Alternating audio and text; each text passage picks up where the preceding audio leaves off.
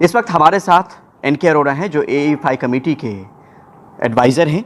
Sir, vaccine roll out को लेकर समझना चाह रहे हैं। पूरी आबादी को इस बात को लेकर इंतज़ार है कि 4 चरण में तो शुरू किए गए, प्रायोरिटी ग्रुप 1, प्रायोरिटी ग्रुप 2, उसके 60 साल से ऊपर वाले या कोमॉर्बिडिटीज़ वाले। अब अगला नंबर कब और कैसे रोल आउट करना है सर? तो जो आरंभ में प्रायोरिटी करी गई थी, जैसे कि आपने बिल्कुल सही कहा, अब 60 साल से ऊपर इस देश में लगभग 10 करोड़ लोग हैं और वो हर गांव में, हर शहर में, कोने कोने में है। तो कोशिश की जा रही है कि पहले, और 10 करोड़ कोई कम संख्या नहीं होती है, काफ़ी है, उनको पहुंचाया जा सके।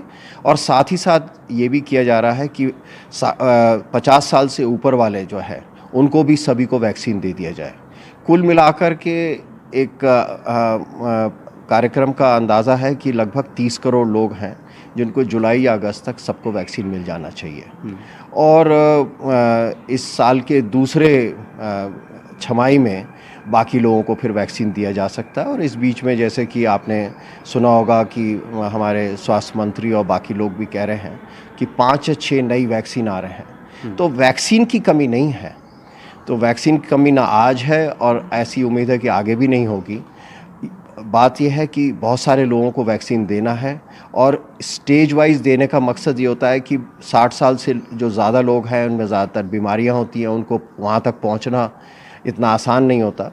तो एक बार उन तक पहुँचा जा सके और उनको वैक्सीन मिल सके, क्योंकि इस चरण का मुख्य उद्देश्य है कि जिन उम्र में और जिन लोगों में जिनकी बीमारी की वजह से मृत्यु की संभावना ज़्यादा होती है, ये देखा गया है कि 60 साल से ऊपर वालों की मृत्यु की संभावना 17 से 20 गुना ज़्यादा होती है।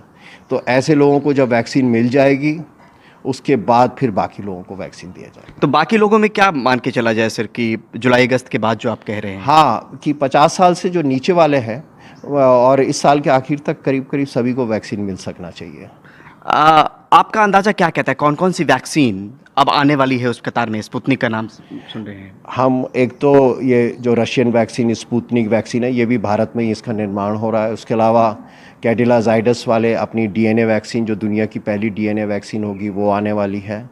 इसके अलावा कुछ एक जॉनसन एंड जॉनसन है, उसकी वैक्सीन का थोड़ा ट्रायल होगा, वो आएगी। नेज़ल वैक्सीन है भारत बायोटेक की। और इसके अलावा हमारे देश की एक mRNA वैक्सीन, जैसे फाइज़र या मॉडर्ना है, उसी तरह की एक इंडियन RNA वैक्सीन है जो उसके मुकाबले यहाँ के लिए ज़्यादा उपयुक्त है, वो भी आ जाना चाहिए है इस साल के जून जुलाई तक, वो भी आ जाना चाहिए। तो काफ़ी सारी वैक्सीन्स हैं जो पाइपलाइन में हैं और हमारे देश, खाली हमारे अपने लिए काफ़ी नहीं होगा, बाकी दुनिया के लिए भी हमारे पास प्रचुर मात्रा में वैक्सीन उपलब्ध रहेगी। मतलब आपका आकलन ये कह रहा है सर कि अब जो नंबर होगा वो पूरी तरीके से पूरी आबादी के लिए एक तरीके से वो कोशिश यही करी जाएगी कि अधिक से अधिक लोगों को वैक्सीन मिल सके।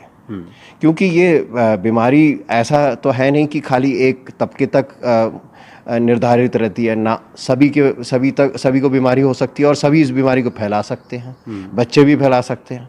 इसलिए जब तक हम सबके पास नहीं पहुंचते तो बीमारी को रोका नहीं जा सके। तो वैक्सीन तो देना ज़रूरी रहेगा। एक चीज़ और है जो बहुत महत्वपूर्ण चीज़ है जी, कि ये वायरस बहुरूपिया है, इसके वेरिएंट्स या म्यूटेंट्स निकल के आ रहे हैं। तो समय के साथ साथ हमें वैक्सीन्स में शायद ये तब्दीली करनी पड़ेगी कि ये नए जो वायरस है उसको उसका अटैक भी कर सके। तो साथ ही साथ जहाँ तक मुझे समझ है कि ये अनुसंधान चल रहा है कि वैक्सीन्स में वो क्या चेंजेस लाए जाएँ जिससे कि म्यूटेंट्स को भी ये एड्रेस कर सके। बहुत बहुत शुक्रिया हमसे बात करने के लिए। फरीदाबाद से परिमल कुमार, NDTV इंडिया।